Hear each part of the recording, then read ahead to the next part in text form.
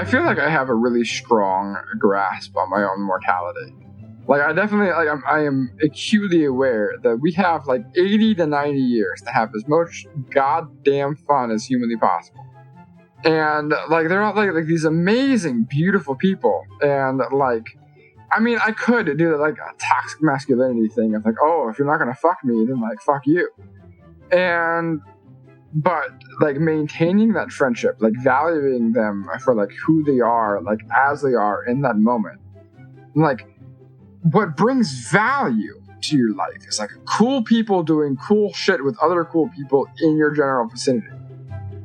Welcome to Normalizing Non-Monogamy, the podcast where we interview incredible people from across the entire spectrum of non-monogamy to hear their fascinating stories. We strive to bring guests on the show who have a healthy approach to non-monogamy. However, it's important to remember that everyone does it a little bit differently, and the views and opinions expressed by our guests do not necessarily reflect our own. Additionally, we produce this show for entertainment purposes only. Please be aware that we aren't doctors or therapists. Consult a medical professional for anything regarding your health that you might learn about on the show. Enjoy! Welcome to episode 181. We're Finn and Emma, and today we have an amazing interview with Ryan. This is a pretty kick-ass one. Yeah, I would say the first 45 minutes or so, you don't hear much from Emma and me. No, we don't really talk. It's really his story, ranging from his beginning in like high school and early college up until today. And it is a story full of twists and turns and amazing people and a lot of love and adventure. Yes, all of the things. And I will say, it might help you before you listen, and maybe not, to take a look in the show notes. There is a link to a website with a map of his polycule, a diagram, and he references it a few times, and you will see as the story unfolds that there are a lot of people who come in and out and are around in the orbit. And so having the map would actually be probably really helpful. That's not to say that you won't get a lot out of this if you don't have the map. You can listen and then go back and look at it. But yeah, we wanted to make sure that you knew that there is a map available, and it makes everything make a little more sense. And there has been a couple updates to the map. Yeah, they're actually, he sent over an updated version yesterday, and I was like, well, who are these new people? And so there's already new people, and things have already changed since this recorded a couple of weeks ago. So yeah, so if you notice there's some differences between the map and what he's saying, that's why. Yeah. So just a huge thank you, Ryan, for coming on. And thank you, Zach. We talk about Zach at the beginning of this. Zach was on episode 141, another incredible story, and put us in touch with Ryan, who, as you'll hear, is really good friends. They're really good friends and metamors and all of that. So again, thank you, Ryan. Thank you, Zach. We hope you enjoy this story. It's amazing, and we're excited to get it out there. Yes, we're super excited. Before we jump into the interview, we do have a couple of quick announcements. Our first one is our next virtual meet and greet is tomorrow. That is May 20th. It's a Thursday from 9 to 11 Eastern or 6 to 8 Pacific p.m. It's in the evening. Come join us. If you've never been to a meet and greet before, we'd love to have you. Again, these are virtual. They're all done in Zoom. They're only $10, and they're a great way to meet like-minded, open-minded, fun, adventurous people. If you want to sign up, go to our website, normalizingnonmonogamy.com, click on the meet and greet tab. Again, please just give it a try. We'd love to have you come join us. Yeah, I couldn't add anything more other than they're super fun. We've had a great group of people, and we've actually heard from a lot of people that they've stayed in touch and really built some awesome connections out of these events. So again, if you're looking for awesome people, maybe give it a whirl and see, and we hope to see you there. Again, this is tomorrow, Thursday, May 20th. And if you miss this one, there'll be another one in the future, so don't worry. But try to make this one. Come join us. Hey, quit leaning on them so hard. I know. Just pound it into them. I'm just going to feel bad. Peer pressure. The other couple of things that we wanted to mention were just for the Patreon community, some dates. First of all, thank you to everybody who is a part of our Patreon community. You're all amazing, wonderful, incredible people, and we cannot say enough good things about this community. If you want to learn more about it, we'll be talking about it in the outro, but just a couple of dates. Our women's call, the next one is tonight, May 19th. time and information on how to get into that are in Patreon and on our website. And our next monthly video Q&A is May 26th. So that'll be next week, next Wednesday. And we hope to see you there. And then we'll also have other men's and women's group calls in June. And if you want to learn more about what this Patreon thing is, go to our website, click on the Patreon tab, and you'll learn everything you could ever want to know about it there. And check it out. While you're over there, you can also contact us, leave us a voicemail, send us a email. We would love to hear from all of you. We do respond to every single one. So thank you in advance for reaching out. And come on the show. Exactly. I was like, reach out. You can come on the show. We need more guests always. So we'd love to hear from you. Also on our website, just so you know, there are pictures and links of like all the show notes for most of our guests under the podcast tab. So go check that out as well. Yep. And Ryan is no exception to that. Bunch of pictures and links to his polymap and everything that we talk about in this episode is there. Right there. All right. So now let's go talk to Ryan. Welcome, Ryan, to the show. We're super excited that you're here, and we're excited to get a lot to know you. So glad to be here. Yeah. Well, then let's just jump into it. I mean, do you mind? Oh, also, thank you to Zach while we're here. Thank you to Zach for introducing us. Zach from we should have looked it up. Episode 100 and something. We'll put that in the intro. But anyway, thanks, Zach, for introducing us, and thanks, Ryan, for being here. Yeah, Zach and I have been incredibly close for years. I mean, so it's Zach and I have both been dating since I've been dating for a year, and Zach has for a little over a year, I think. It's Zach and I met like 6 years ago, and like we've just been incredibly close since. And it's there's a partner that I live with that I'm just gonna like call a house spouse for now. Perfect. And she is dating Heather, who's dating Zach. And so like there's like a little bit removed there. So like there's a few different connections with Zach just within the poly group beyond just being good friends.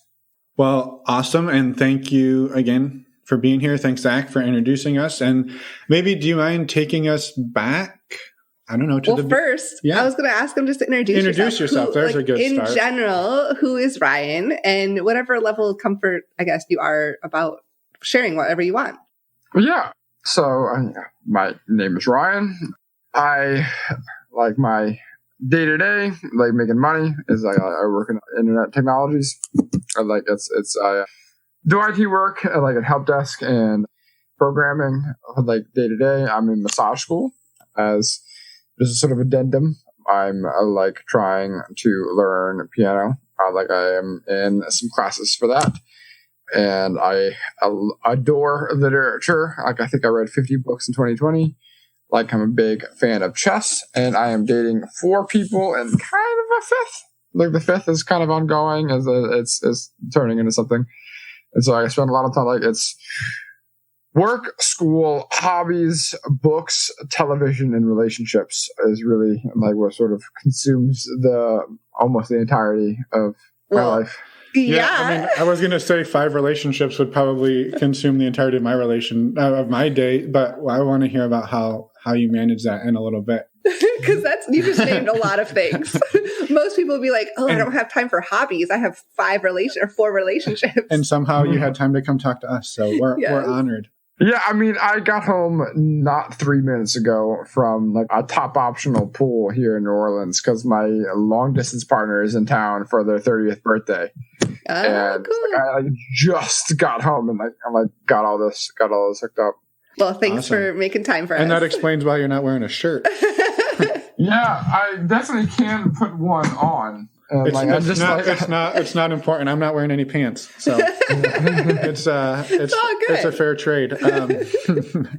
So I guess, do you mind taking us back to the beginning, as I tried earlier before Emma corrected me? This is our first interview in like 3 or 4 weeks, so we're a little rusty. We're a little rusty. Take us back to the beginning. Like, how did you get into non-monogamy? So really, like almost the entirety of my dating history is in non-monogamy. And so like I had a monogamous relationship in high school, but it was cutesy. Like we were into each other. Or like we had like I think for a while. And then we were in college for like maybe a month before we were like, like it was a high school relationship, and it ended like really immediately upon not being in high school anymore.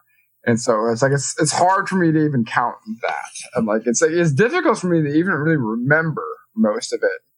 It's been over a decade now.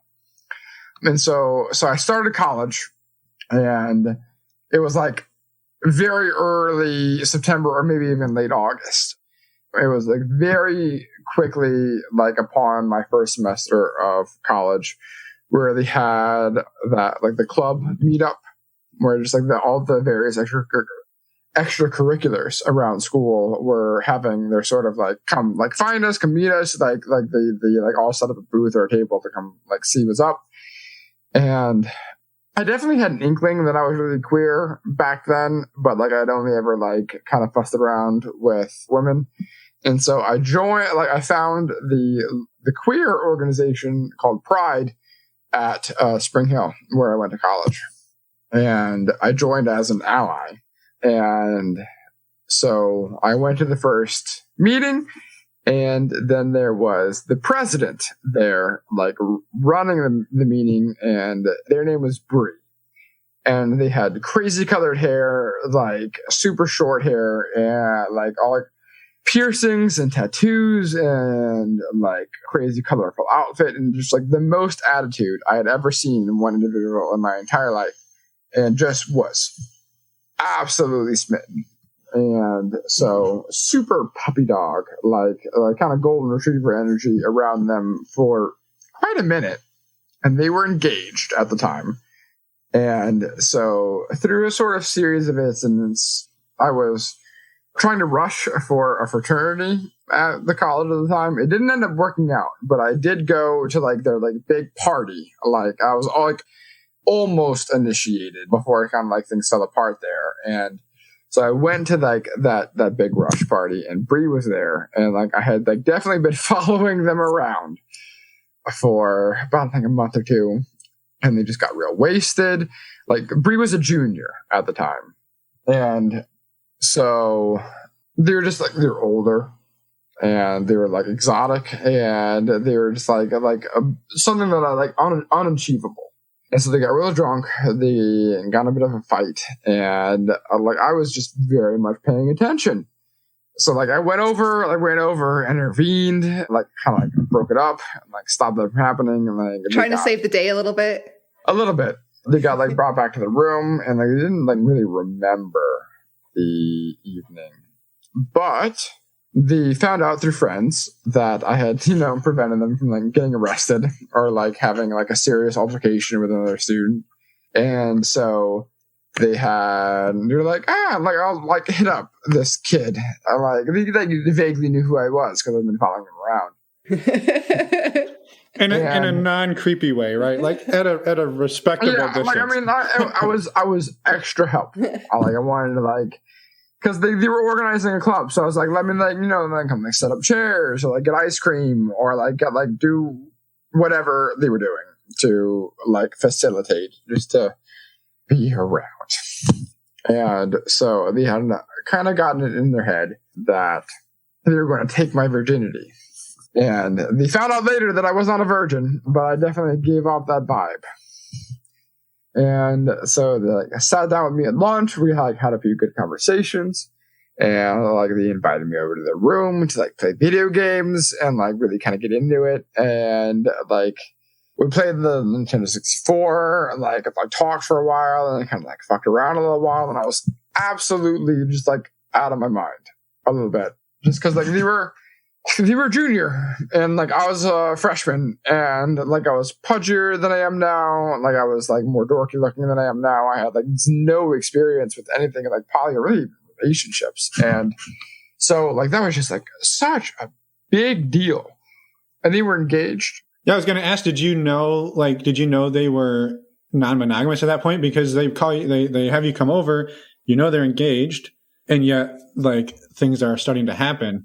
I had a vague inkling that something could happen, just because they had that vibe that they down to clown kind of thing, and they definitely like very serious with their partner.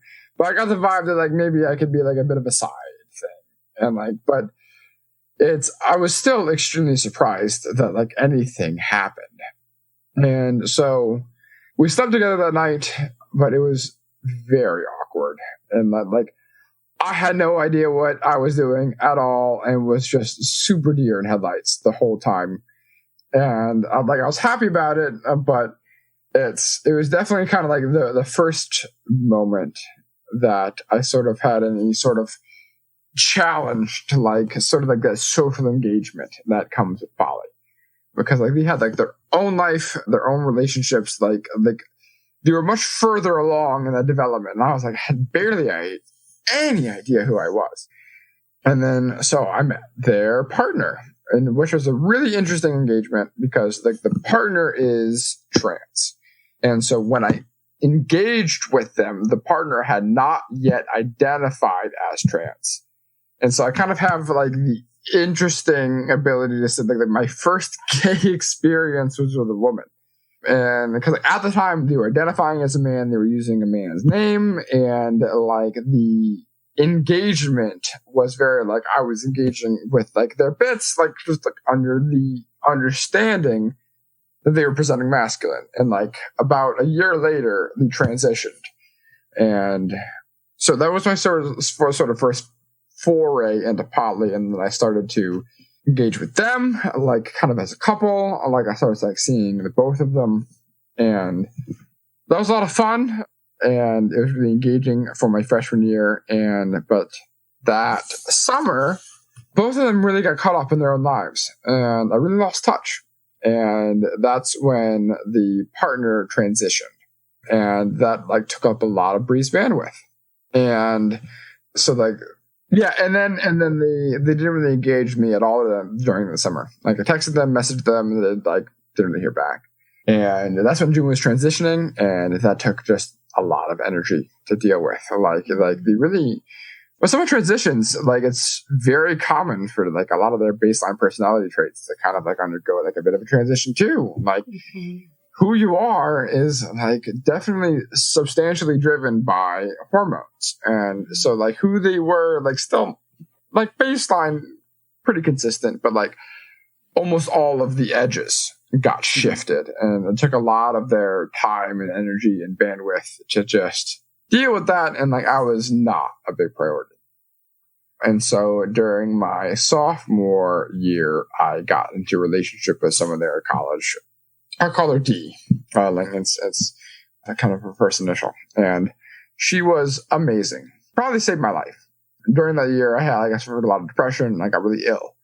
I got kidney stones, flu, pneumonia, strep. Like it was all like bam, bam, bam, bam, bam. Like wasn't hydrating enough, wasn't sleeping enough, wasn't eating enough, wasn't taking care of myself.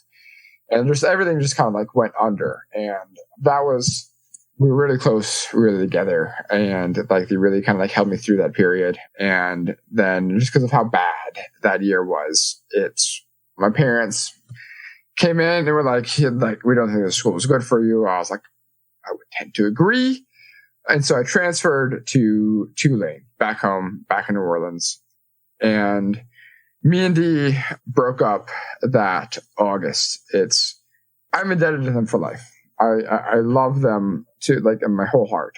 But our relationship styles are completely different. They'll come up again later in the story, and like they lived with me for quite a long time, like well after this. But we stopped seeing each other like around the beginning of that school year, and I made a couple of like summer visits to Bree, and then they were like, "Yeah, you've just been around for a long time. You're really consistent for a long time. I think it'd be a good idea to date." And I was over the moon about it. And so we dated pretty seriously, but long distance, my junior year of college. And over the course of that year, they were variously living with fiance and variously living in Alabama, because that's where our college was, like our old college was. And they were still going to that college. And the relationship with the fiance fell apart during that time. And they got together with another boy. I'll call him Boy Scout. He was an Eagle Scout. Mm-hmm. And he was just the worst. He was real, he was monogamous at heart, and he blamed my existence for why he and Bree couldn't have happily together after. And so I would go take a mega bus over to Alabama every weekend to spend with Bree, or most weekends at least. And he would just make it his mission to try to nuke our relationship during the weekdays in between, so that he could have them long term. And so it just weekend after weekend after weekend for over a year, I would go over there, fix things, come back and deal with school, and then come back the next weekend and fix things all over again. And it was just we were kids. And it was very emblematic of the immaturity of kids. And that was really the entirety of the rest of my college. And right around when I was going to graduate, they were wanting to end things with Boy Scout. And because they had just drama. It was just always a fight. It was always a struggle. Always just negativity.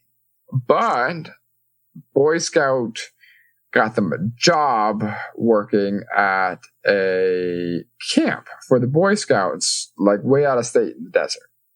And they really wanted to get away. They were over Alabama. They were over the college. They were just they were working at Chick-fil-A at the time.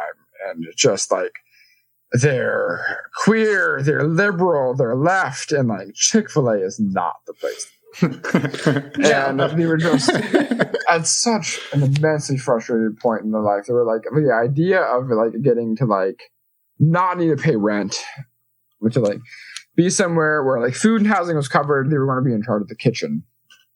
That just sounded incredibly attractive.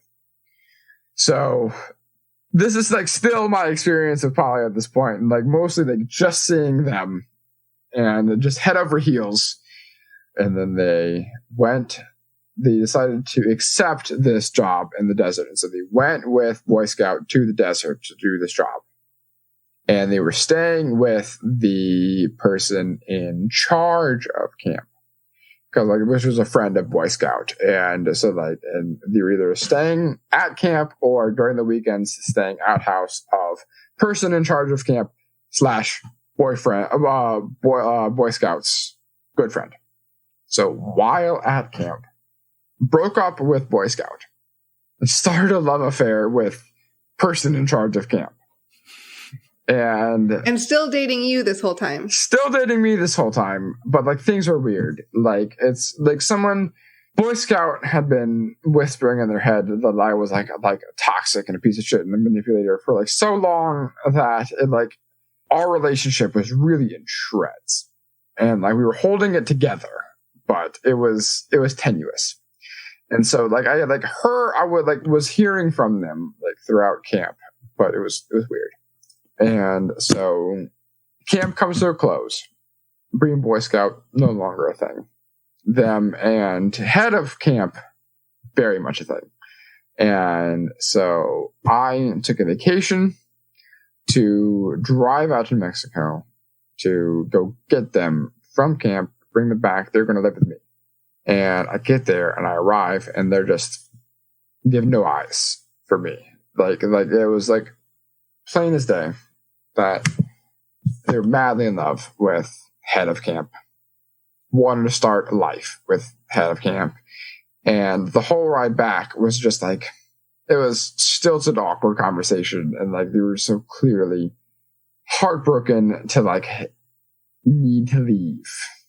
And so then we start to live together, and it's bad. They're not in love with me anymore. They get weird about me seeing naked. I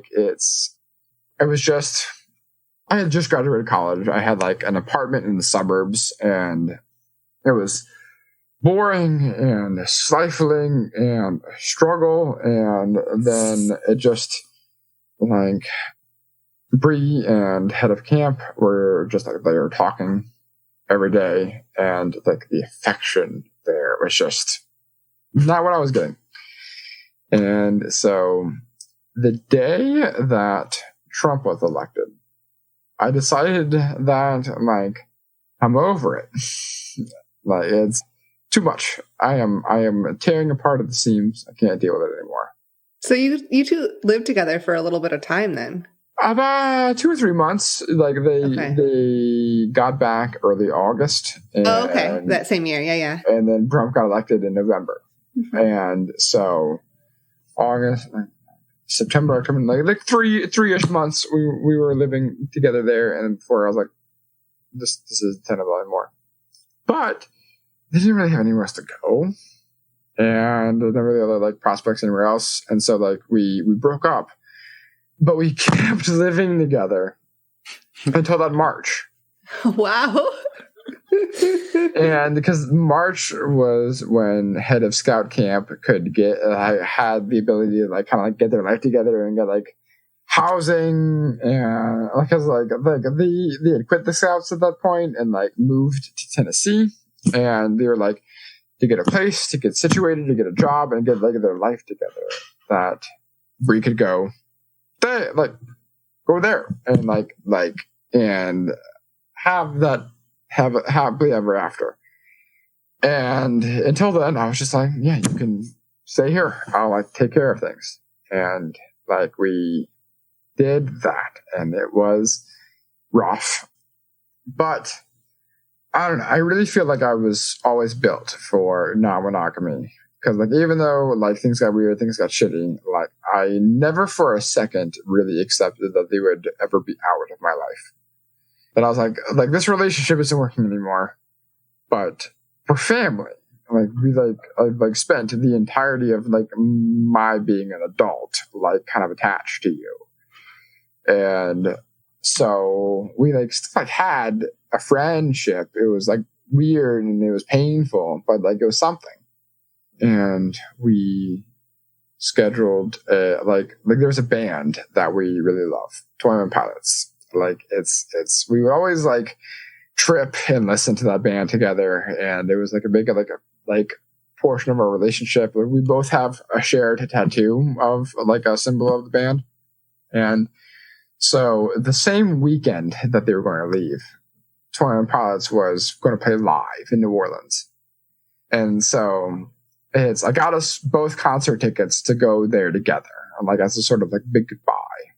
And like I'm really like sentimental, and like I had taken a lot of pictures, a lot of videos of like our conversations, of our like just like our dates. Like I had a lot of like videographic evidence of our relationship up to that point. And so I had made this big presentation slideshow of like music that was important to us, pictures that were important to us, videos that were important to us, and like edit it all together into this like 20-minute long, really like kind of like presentation of like us being together. And so we did a tab of LSD. We went to this concert. We had a phenomenal time. We're just like weeping into each other's arms because they're just like very meaningful. We like get back to the house. And like I played this slideshow, and like we're just like losing it, and we're just for an evening, it was back to the good times. We connected again, and then the next day, head of camp came to get them, and went off to Tennessee, and I was like, I am over this house. I'm over this section of life. I am like over anything that I've been up to this point. So like that, like within 4 days of removing, I moved. And like moved to Orleans Parish, like into the city, and like not the suburbs. I got a new job. I started growing out my hair. I got new glasses, like big ones, like more stylish ones. I got my tats. And like I threw out my entire wardrobe. I had polos and jeans and khakis, and I was like, this isn't me. I am much more colorful than this. And I got like dresses and gowns and like flowy like everything and like hippie like hair and pants and sandals and just I was like this is not who I am. This is not who I want to be. And I just started saying yes to every social engagement. And like completely changed my wardrobe, completely changed my look, and like just started afresh. Wow. And I stayed good friends with Brie. Me and Bree stayed good friends. We kept talking. We kept in touch. Like I still visited them from time to time, but I started branching out on my own. Like I started dating someone named Jay. I'll call him Jay. And with Jay and I dated for about 10 months, and they were a friend from college and a real formative relationship at that time. And while I was dating Jay, the person that I dated in college got like we were starting to talk again, and they were trapped in Alabama in like the middle of nowhere. No car, no support. They had a degree, but their family isn't well to do. Like I'm pretty the opposite. And they didn't really have any support or any like ability to get out. So I was like, absolutely not. You're one of the most talented artists that I've ever encountered in my entire life. Come stay with me. Like get established in New Orleans, like get a life, get friends, get a job, like get some independence. And that proved to be a bit of a struggle with me and Jay. It's like Jay can get really into their own head. And they kind of got in their head that I was seeing Dee more seriously. And like I've been like flirting with people here and there in the city, and like they had just found it to be like a bit challenging sharing, and like their life goals were changing, and they could just I love her to the bottom of my heart, and we still have a great friendship. But it was getting pretty clear that neither of us were like exactly the kind of relationship dynamics the other was looking for, and so. It's like at some point Jay just kind of like stopped responding to me, and I was like, hey, let's go on a date. And they're like, oh, I'm busy. And there was like 3 weeks where like there was like no, like I didn't like see her face to face. I was like, it's weird and it's wrong. Like what's up? And eventually I went over to her house and I was like, hey, like just we're broken up. I'm making that call. We're not together anymore. So like that's established. Can I please come in and have a conversation about why? And they were like really receptive to that, like, which I'm very grateful for. Like it meant a lot to me to like have that sort of like closure about like what the fuck was going on. And then they proceeded to just kind of like unload on me about like little tiny grievances they've had about like just conversations we've had like over the last like 6 months. I'm like, most of them were just misunderstandings. I'm like, if we had just brought them up at the time, we totally could have worked through these. But it definitely was for the best. Like, we're just like psychologically wise that we're not, this is not what was up. And so we just transitioned back into a normal friendship, and which was really good. Like we like while they were still in town, like we kept seeing each other like once a month, and it was really gratifying that I can like sort of like de-escalate a relationship and like still like maintain like good relations. And like right around when that was happening, like, Brie and I like rekindled a romance.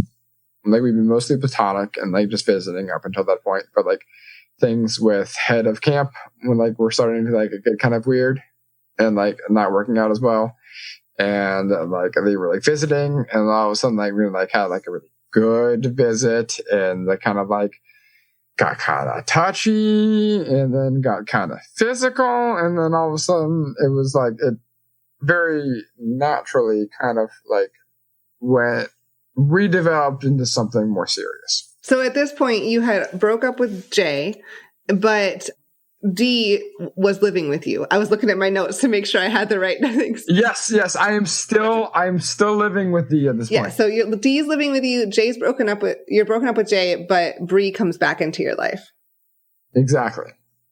And so then right around then I start living with my I guess I call them house spouse. It's they live with me, and they're an old college friend, and they're trans and kinky and wonderful and poly, and it's I met them like before they transitioned, and like they moved away for a while after college, and then they went to Portland and like worked as like a carpenter and like really kind of like had a little bit of self-exploration there, and then came back, and then we're like, hey, I heard like that like you're really into the kinky scene, and like you like doming and the poly and like all these like different things, and like I'm really interested. Like, do you think we can have dinner and just like to like talk about them?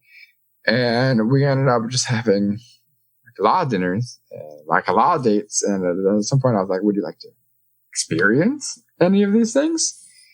And like played around for a while, and just got to be more and more serious. And then around ballpark, then I was buying my current home. I moved, I bought a house, moved into it, and it's lived with my high school best friend and D. And that went for over a year while I was dating house spouse and Bree, and kind of just starting around. And like right around the beginning of quarantine, there was a lot of flurry of activity.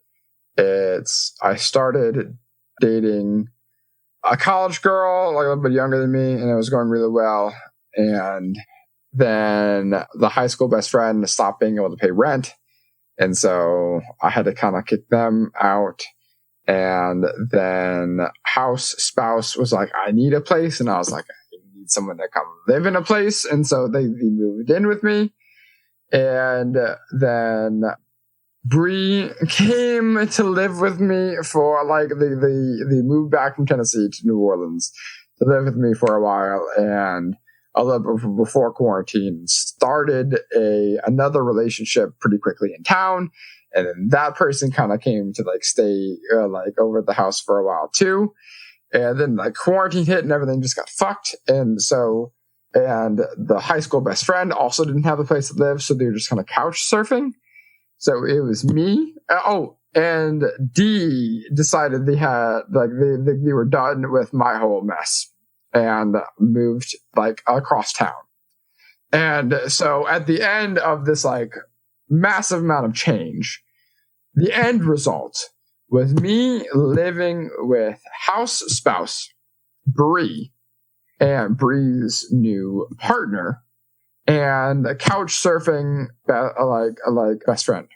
And that was going on for a lot of quarantine. And Bree and I pretty quickly learned that we're kind of siblings. We have grown up a little bit too much together, and that we have a predilection to bicker. Mm-hmm. And that I was very different than I used to be. Because like when we started seeing each other, my head was just so far up their ass. It was like I was so madly in love. I really only had eyes for them. And at this point, they broke my heart. And I had like kind of like grow up in a moment of like someone that loves you with all of their heart and like really cares about you as a person can still hurt you. And just because you love each other doesn't necessarily mean you should like really be together. And I learned a lot of those lessons because of Brie. And so at this point I was much more independent. I was much more comfortable with who I am as a person. I needed them much less. I really didn't need them at all. I was flush with friendships, flush with relationships, flush with love. And so wanted them, didn't need them. And that was and continues to be a challenge. Well, and you had said too, like when they broke your heart and moved to Tennessee with Eagle Scout or Boy Scout, that you basically like threw out the old Ryan and brought in a new one. And so the person that they came back to was not the same person that they left. Absolutely. And we had both grown quite a lot. And so And being stuck together in quarantine like that, also with the addition of another partner who was very messy and it was a really challenging roommate. It proved too much, and so things were working out. It was really.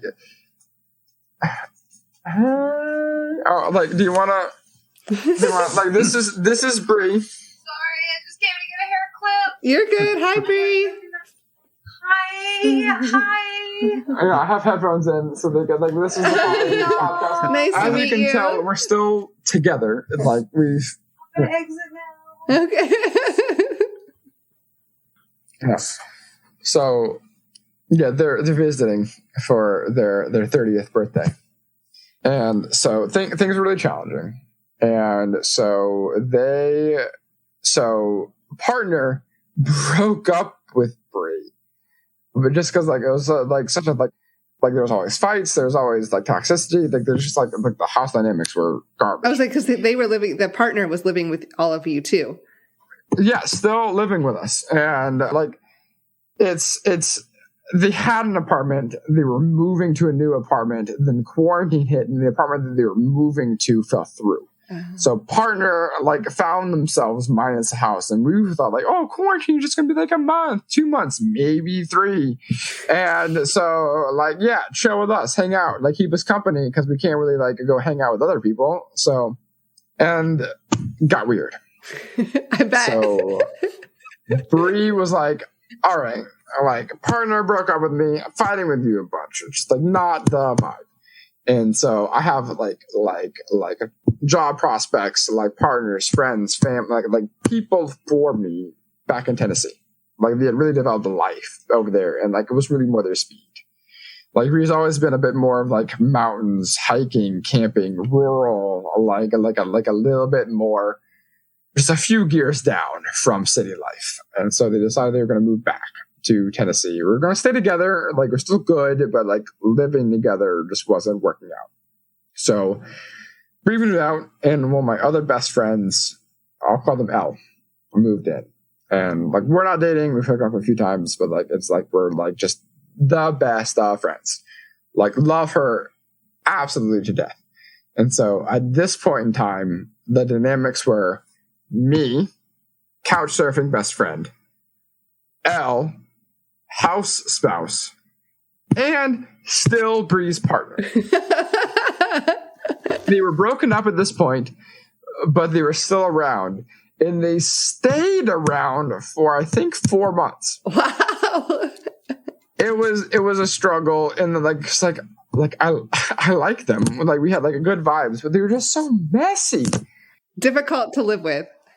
They were difficult to live with, just because they had just kind of started their development as an adult. They just moved out from their parents. They were older, but they kind of grew up in a religious household, and they just kind of started their journey of figuring themselves out. So hadn't figured out personal dynamics, and were they had so much trauma that they were just very freely dump on the whole household. And I can take it very well. The rest of the household, not so much.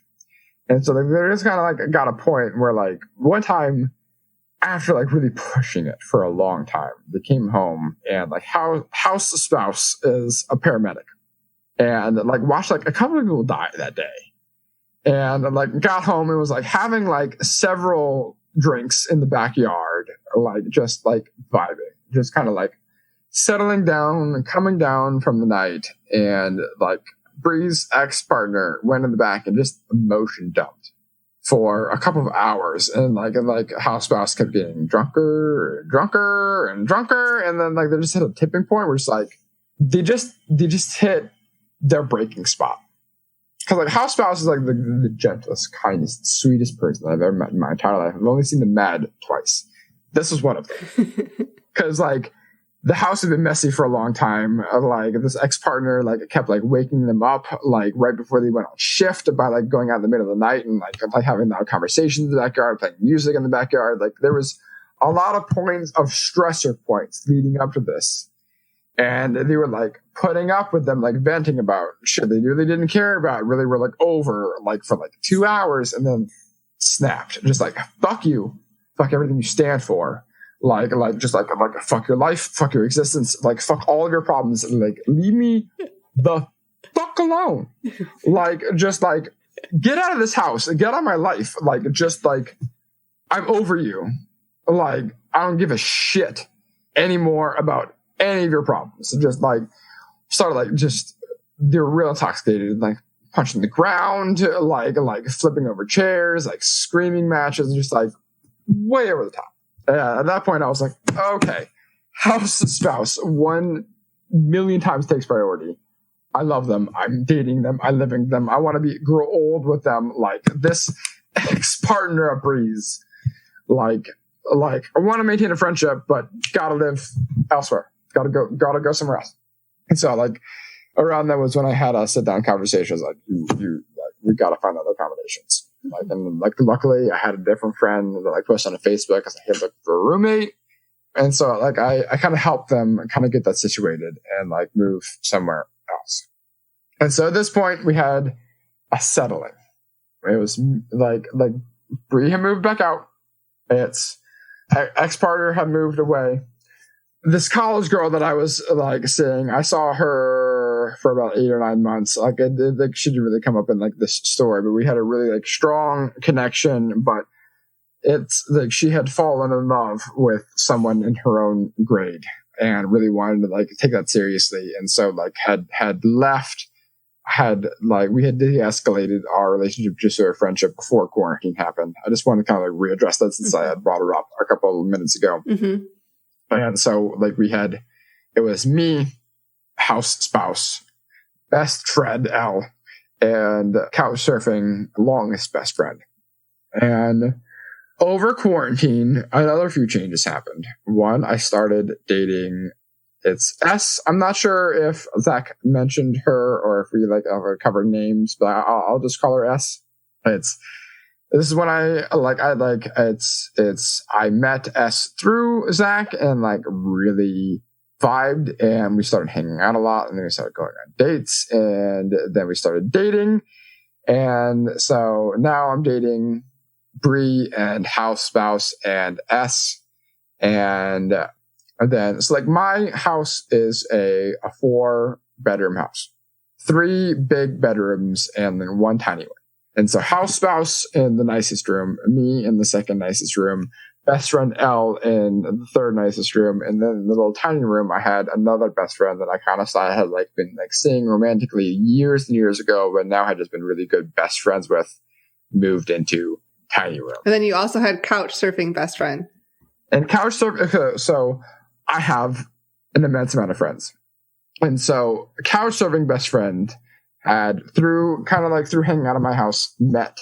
They are now dating 2 other people. Okay.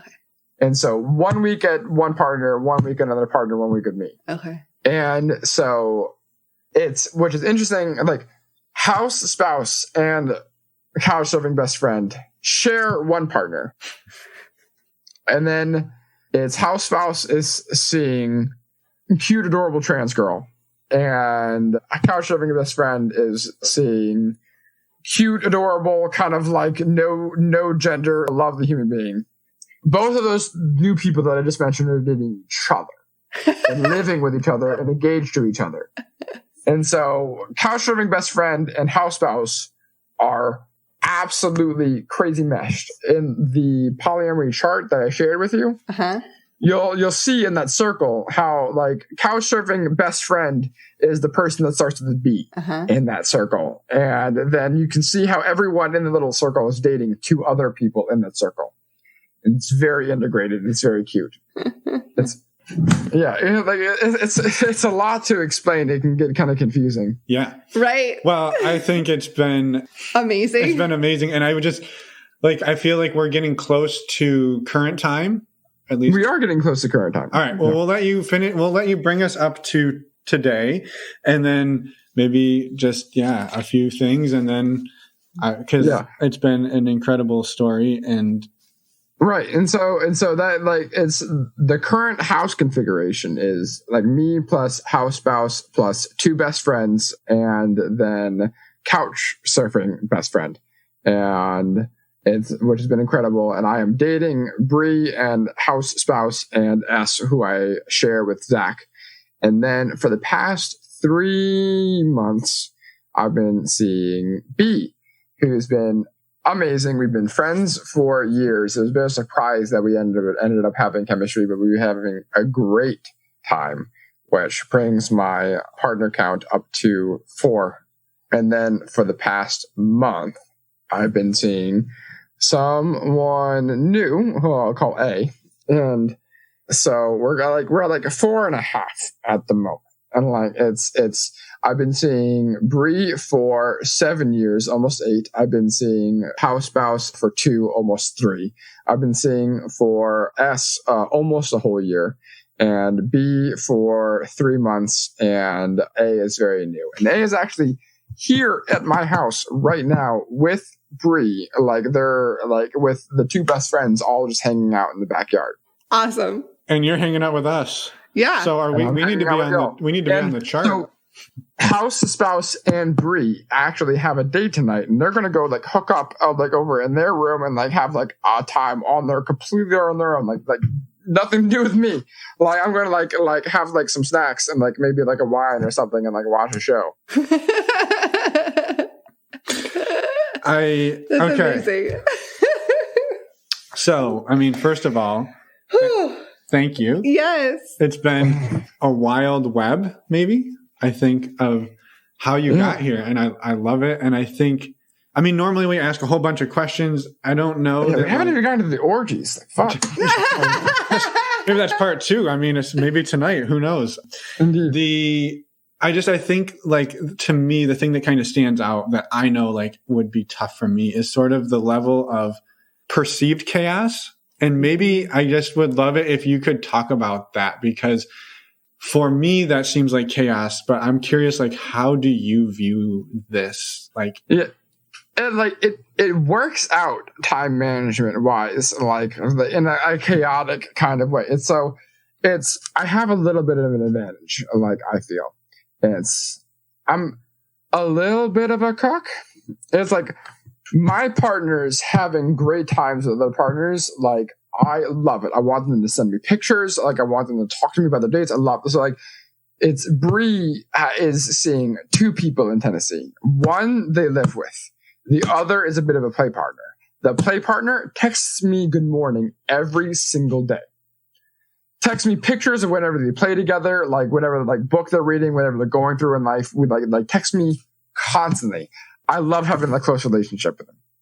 And like we share Bree great. And I have less of a relationship with Liv and person, but that's just because he's very quiet and like, but we played Frisbee together. Like we like have a relationship, but Bree still lives in Tennessee. And so we see each other like 4 times a year, like definitely kind of like vacation partners. And we make an effort to like make sure we stay in each other's lives, but like it doesn't really like, it doesn't come up in the day-to-day scheduling a whole lot. House spouse has been in paramedic school like for the past year and has been entirely unavailable between work and school and trying to see like me and their 2 other partners, like kind of 3, because like there's the Heather that they share with Zach, but like it's like very like long distance traveling the country. It's like I don't get to see them that often. We definitely like have dates, and that's not going to like change in the coming weeks because they graduate, like they just passed their tests. And so like their schedule's about to flip and they're going to have a lot more free time. We're definitely going to spend a lot more time together. S is pregnant and I am not the dad. Zach is not the dad. There is a 3rd person that is the dad. And they're very together. They're very serious. I see S like every like 12 days ish. And like, it's like a little bit of a battle to like get time with her. I'm putting money aside. I'm putting time aside. I'm like here and about it for like making sure that kid is well taken care of. But as far as like being able to like get in close with them, like it's like I'm not the highest on their priority. I am high up on the priority list, but like it's it's usually more than a week between good dates. But so we got long distance partner, we got like kind of unavailable partner, but like with like the one we like have a really solid date every like 3-ish weeks. It's about to change, and then partner that's like pregnant, dealing with that, and it's like kind of hard to kind of like get in touch with. And then there's B, who I adore, incredibly creative, incredibly talented, super weird, like just. But they live with a partner, or well, like she lives with a partner that they're very close to. Like they're definitely going to always be together, and just started dating someone even after me. That they're just getting to be. I use they almost reflexively. I have too many days in my life, but like that she's really falling for and has been like taking up a lot of her time, and so we have a good date about once a week. And so I see B about once a week. I call Bree a good amount and really clear my schedule whenever they're in town. Like I make sure that I see house spouse as often as I can, and every other week or so see S. And then I have like the newest one, A, who is like just so slutty. Like love it. Like I'm a slut, she's a slut. And we both really love each other seeing people and being able to talk to each other. Like we'll go to a party together. We'll go to an orgy together, and like where like people are like hooking up, and like us both going our separate ways and like doing whatever and like coming back, and then like works out great. And so like although there hasn't really been an orgy. Like it's everyone's been pretty COVID safe, and we have like little like parties where like kinky things will happen, but like the party, like the pre-COVID parties are very much lined up to start happening again in earnest, probably like late June ish, probably. But I definitely find myself most invested in B lately, and like they're very consistent, very easy, very loving. And definitely like very like devoted to S to make sure that the kid comes up safe. I love kids. I adore kids. I definitely want to make sure that goes well, but I'm like not offended when they don't respond to me and like days at a time because they got their own shit. And then Bree has like their partners in Tennessee, and like we'll definitely stay close. And then like house spouse, like we see each other a lot, just like living together, and then we'll make sure to like have date nights and then keep the romance alive. So like we talk to a lot, when we talk to people, a lot of times they'll say like like the way that we do this, if they're practicing polyamory and it's a little complicated, it's like Google Calendar, like everything is blocked out and they're like super organized. The vibe that I got was like you kind of exist and let people like orbit around you, and when they come in and out you're just like cool with it, and when they're not you're like cool with that too. Is that sort of? Yeah, I'm kind of like it's like at the beginning of the week, like I really kind of like run my schedule kind of like week to week, and like usually like around like the weekend I'll be like, hey, what are you doing this week? And like I'll make like B and house spouse get first dibs. Like I'm like hey, like what's going on, and make sure that they get time. And S is kind of like second dibs, just like she's been really unavailable to me lately, and like I am as devoted to her as ever. But I mean, like the people that are like there for me all the time are the people that get the first dibs of my time. And so like I make sure that like I'm seeing them and keeping that going and happy and loving. And then I'm like to ask like, hey, like when are you available? Like these are the days that I'm available. Like I'm like minus seeing B and house spouse. And I usually like fill out my time with seeing friends, seeing the new play person A, and like going out to parties, like reading books. Like I mean, I have a 40-hour work week doing IT work, and I'm going to massage school as well. So it's like work week, massage school, 4 relationships, 1 play partner, hobbies, and like an extremely versatile friend group. And as soon as quarantine is over, like for over a year, I would host a monthly dinner where like a big potluck dinner where I would invite like 300-400-ish people. And usually somewhere between 40 and 50 would come. And just like a sort of cheat code for like everyone that I love and care about to like kind of come in the same space and like catch up. And it's really kind of getting to the point where I feel like I know most of the city on a first name basis.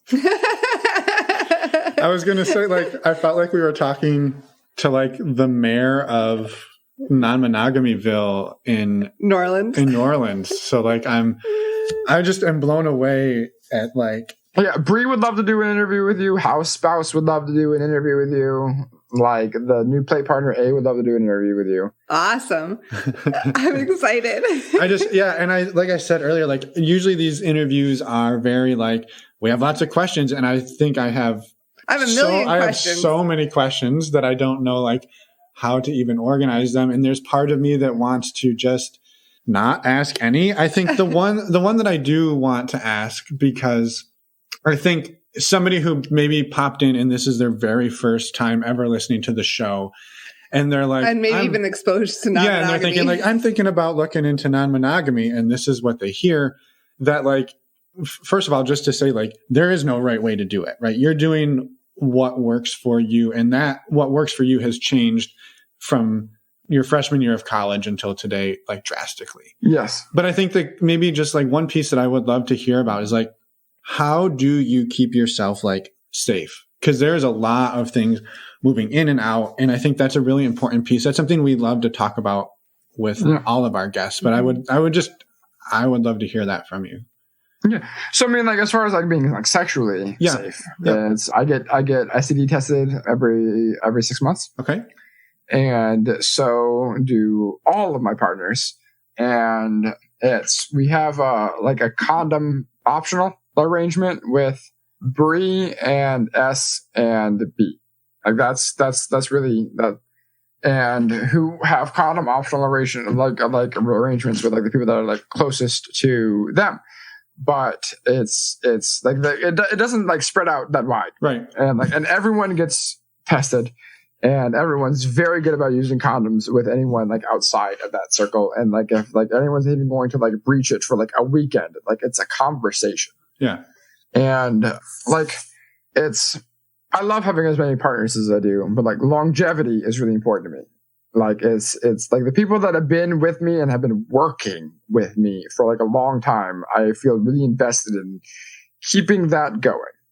It's like I don't want to like be like collecting partners like Pokemon cards. It's if you've managed to develop a relationship like a long term, it's like worth keep investing in. And I mean, like I've been seeing Bree for almost 8 years. I've been seeing House Spouse for almost 3, S for almost a whole year, and I definitely intend on seeing B long term. I always intend on long term. It doesn't always work out that way, but I have just a phenomenal track record of, even if it doesn't work out, still being friends. Like there's no one that I've dated so far that I'm not on speaking terms with. Yeah. And so like, first, thank you for answering the first question, because I think that is important. Like it sounds crazy, and we have the advantage. We're looking at this map that you've drawn up for us. And like, it seems like, okay, it loops back in on itself. What's that? It loops back in on itself. And that's what I was going to say. And I think like, just so the listeners know, when we took a break a few minutes ago, this map, and we'll say this in the intro, but this map will be made available with redacted names and everything, so people can kind of see that like it's not literally everybody in New Orleans. Like it is, like your story has been long and winding, but like it is not this infinite loop of people. So I think that's just important. And then I wanted to see if you could like just talk a bit about how you are able to move from these deep, intense, romantic or sexual relationships and then pull them back out into a friendship. And then sometimes you bring them back and forth like across the threshold multiple times. Yeah, I feel like I have a really strong grasp on my own mortality. Like I definitely, like I am acutely aware that we have like 80 to 90 years to have as much goddamn fun as humanly possible. And like, they're not like these amazing, beautiful people. And like, I mean, I could do like a toxic masculinity thing of like, oh, if you're not going to fuck me, then like, fuck you. And but like maintaining that friendship, like valuing them for like who they are, like as they are in that moment, like what brings value to your life is like cool people doing cool shit with other cool people in your general vicinity. Like maintaining these friendships, like maintaining these relationships, like sans like any sort of sexuality. Like people bring me cool things, invite me to cool events, like come like decorate my house, come like work on my garden, and like they're good friends with my friends, and like so like I'll like come home after a long day of work, and like these people that have been important to me through my life will just be at my house. Like I didn't need to invite them. I didn't need to like do anything special. Like the people that already live with me invited them over, and like there's like an impromptu movie night. Like someone's making a homemade meal. Like someone like put out a projector in the backyard to like make a movie thing. Like someone's making cocktails over at the house. Like it's the most fun shenanigans that just happen in my vicinity, and I don't really need to like push. Like I don't really like make them happen. I don't need to like put forth like a whole lot of effort. And like if I can just like pull back from it and like not get all up in my feels because someone didn't want to like fuck me right then and there. Like who gives a shit? My life is abounds in love. Like honestly, I have no idea what to do with this amount of gratitude. Like I'm seeing like 4 kind of 5 people that like adore being physical with me and like spending their time and like have intentions to grow with me. If anyone else like feels like having like a hookup that night or not, I don't care. Like I want to talk to you. I want to know you. I want to like have a conversation. Like who are you friends with? What are you doing? What kind of like art are you getting into? Like what do you care about? And like bring that in to like the greater collective of what's going on. Cause like, yeah, I love sex. Like I love like getting kinky. Like I love like doing those things that are like more classically understood as like having like a good time. But like having drinks, having home cooked food, like having like movies, having board games, like having just like 6 friends, like just vibing in like the back room, like laughing at each other for being ridiculous. Like that's like what being a person is about. Like I want to be old, and I have all these people that I've invested in over the years, just around, like in whatever capacity they feel like. I don't want to grow old being lonely. Like I want to have a kick-ass time for as long as I possibly can. Yeah, and I think that answers one of my questions was going to be like when Ryan projects out to age 50 or 60, what do you see that looking like? Like I would love to have sold this place for like a bigger place, maybe like an 8-bedroom or like maybe like 2 houses right next to each other, or like a hotel apartment complex. Either that, yeah, like something like that, or like maybe like 2 adjacent properties that I have a rather like have a larger than average number of rooms. Maybe have like anywhere between like 8 and like 15 sort of like different individuals. Just being able to like be there for each other, to like share food, share events, share like birthdays and good times, and just exist next to each other in perpetuity. Mm-hmm. Sounds beautiful. And yeah, I do have one. I don't know. I have so many questions, but like I don't want to go into everything. But there's one that I do want to ask, and that is how. It sounds like you are very open about who you are. How has that been received by your family? Do you mind me asking that?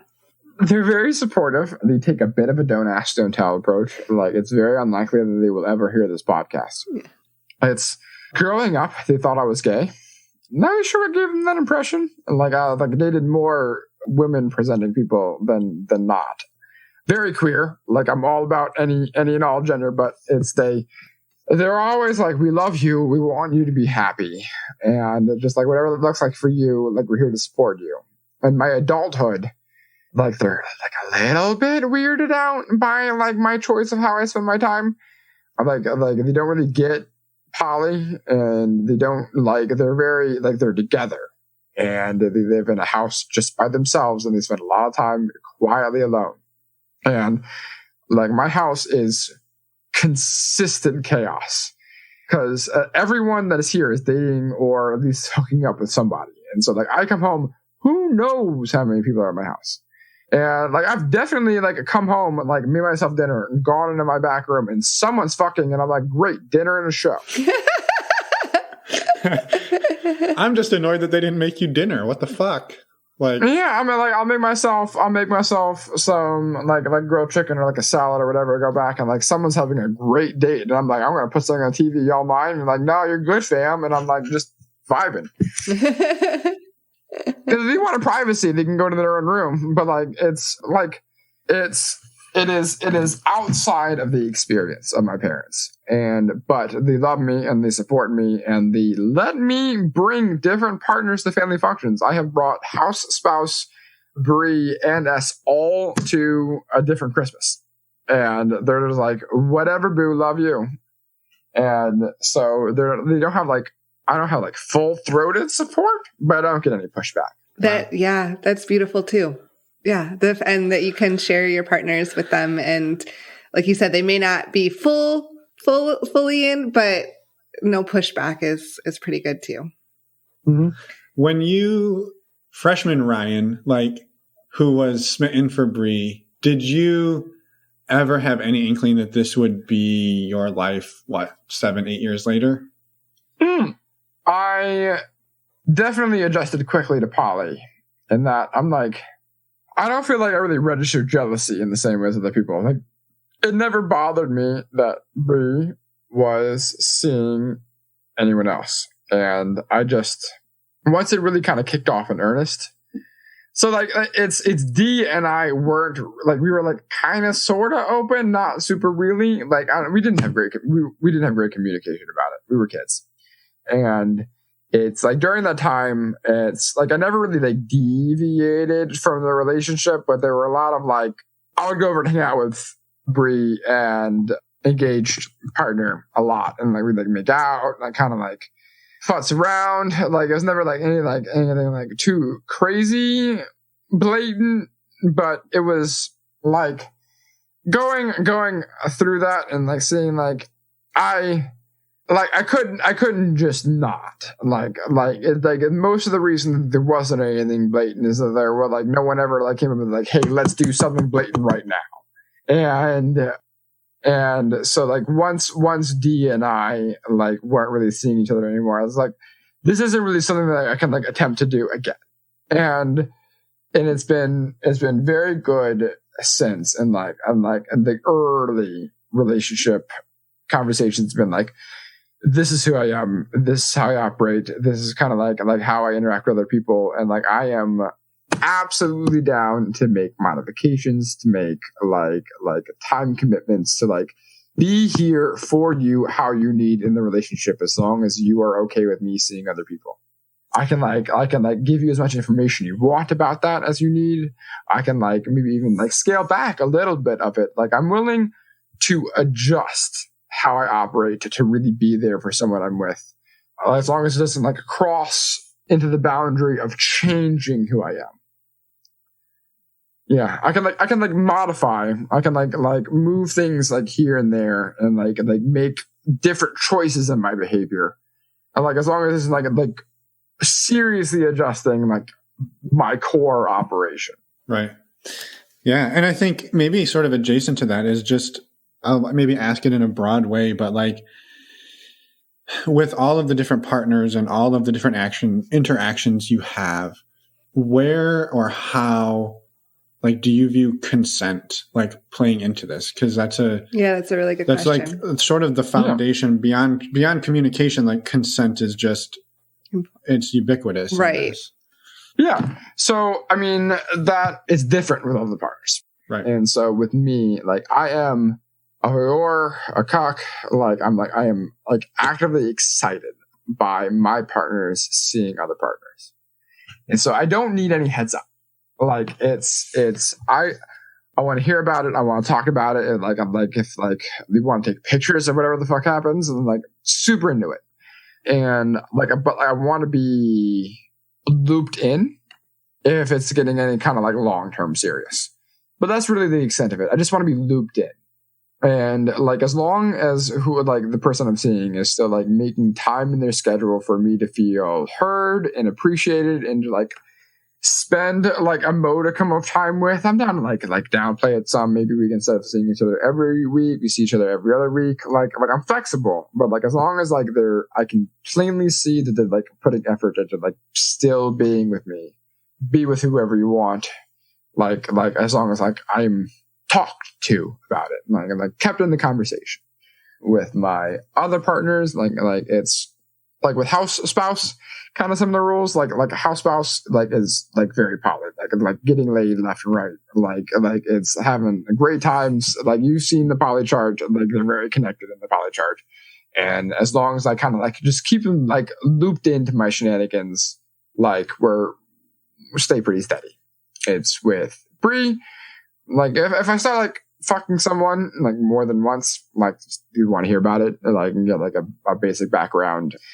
B wants a little bit more info. Like it's kind of like I sometimes like deal with a jealousy, but it's going real well right now because like their love life is thriving.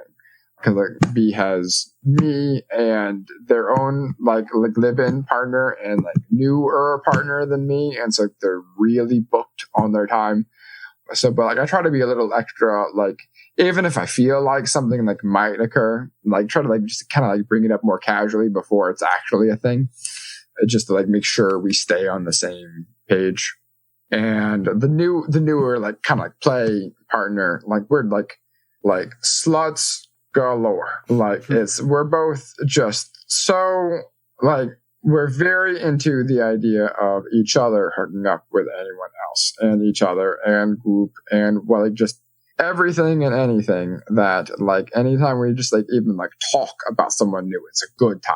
And so like we keep each other looped in for fun more than consent. Right.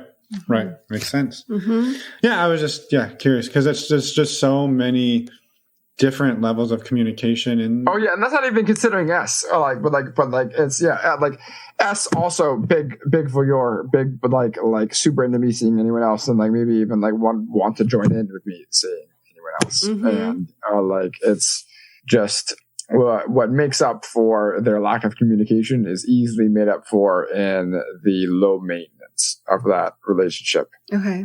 It's like, we're just always in a good place. Yeah. Yeah. Wow. Well, thank you for answering that and for sharing everything you did. Yeah, it's been amazing, fascinating, and I hope incredible. I hope this isn't the last time our paths cross because I think absolutely. Yeah, y'all should definitely visit Nolo sometime and get the lowdown. Yeah. I was gonna say one of these 50-person potlucks post COVID sounds like a hell of a good time. Yes. Yeah. I'm starting them back up in July. Okay. So come make a vacation of it. So next time we're in New Orleans. Yeah. I've actually never been there. So you should like yeah, Zach's from here, I'm here, like Bree's here, like Est's here, like it's hopefully like if y'all need some more interviewees, like my whole pod it's very extensive.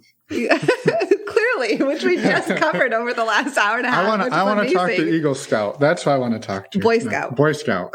Who was an Eagle Scout? I'm joking. But yeah, no, I think maybe like leaving it there, I think is perfect. I think there's just so much to take away from this that was implicit. Mm-hmm. Like, I loved it. And thank you so much for like walking us through so detailed. Yeah, I hope it all made linear sense because it can get kind of like I feel like there's so much I left out just in the interest of like trying to like cram it all in an hour podcast. Well, and I was jotting notes this whole time, and I was at some point I was like going to interrupt you and go back through everything, and then you just kept going, and it kept getting more complicated. I was like, oh no, it's all good. It's good. I think it's good. I think you did a fantastic job, and like feel free to like hit me up later, like via email for like clarification on like who's dating who now. No, I think it's good. And I think the polymap will help a lot. Yeah, for sure. Yeah. So, so maybe with that, we will let you get along with your evening. And it sounds like it could still get exciting and we'll let you enjoy that. And we'll stay in touch. Yeah. Yeah, I have like 3 of the partners and best friends like in the backyard. I'm just chilling. Yeah, go hang out with them. Yep, tell them hi for us. And thanks again for everything, right? Thank you so much. Absolutely. And we're back. thank you so much, Ryan, for coming on the show, and to Zach for putting us in touch with Ryan, too. It was amazing to talk to you, and hope we all enjoyed his story. Also, keep an eye out for us in New Orleans. I mean, hey. Yeah, right? When the world opens back up, you can bet we'll be at one of those potlucks. I hope so. And we'll meet all of New Orleans. Yes. Oh, right. All at one potluck? Pretty much. That's what it seems like. So I'm super excited for that. So, yeah thank you, awesome. Ryan. Thank you for the invite. We will take you up on it. Yes. Guaranteed. Yes. And before we let you all go, we wanted to do a quick reminder. So, first of all, thank you so much to anybody who is part of our Patreon group. We have over 160 people. It's an amazing community, and we have a MeWe group chat. We have monthly Q&As, which our next one is next Wednesday, the 26th. We also have men's and women's group calls and group chats as well. So come check it out. We would love to have you. And again, like, if you try it and you don't like it, that's okay too. Like, you can try it out and leave. There's no obligation. Yeah, get the hell out of our group. Is that what you're trying to say? No. Oh. No, I'm not going to kick people out. But anyway, we love this community and are incredibly thankful for each and every one of you. So thank you, and go check it out. Our website, normalizingnonmonogamy.com, and click on the Patreon button. Yes, and I would just add to that, really what we've gotten out of this, Emma and me personally, is a huge group of friends and people that we can lean on when we need something. And we've seen this group help and support one another through some really difficult things. And so if you're looking for any type of some support or community, whether it's non-monogamy related or not, we've seen both in this. And so it's fantastic. And I just want to say thank you again to the community for being that for us and for being that for one another. Yes. And we're not actually going to kick anybody out. That was a joke. Also, before we let you go, we wanted to do a quick shout out and a reminder to go check out stdcheck.com. As you're meeting people, getting out there more, and we highly encourage everyone to know your STI status. And the way we love to do that is to use stdcheck.com. It's super fast, efficient, easy, and affordable. Yes. You can do a 10-panel test for, I believe $130. With our discount code. Exactly. That's including our discount code. So go to our website, normalizingnonmonogamy.com, click on the resources tab, and you can go and use the link there. And it does support the show if you use that link. So thank you in advance for doing that. We appreciate it. And not only for just supporting the show, but for being a good ambassador for sexual health and awareness in the community. Yes, it's incredibly important. So thank you. Thank you. And that's thank you, Emma. That's a lot of thank yous at the end here. Anyway, have a wonderful rest of your week, or whenever you're listening to this, have a wonderful rest of your day. And maybe next week we'll have another interview. Should we tell them about that one? Next week, yes. Good call. Completely forgot that. Next week we have an interview with Jesse and Roy, and that's a super fun one too. So come back next week and listen. And now that's it. That's it. Bye, everyone. Thanks for listening.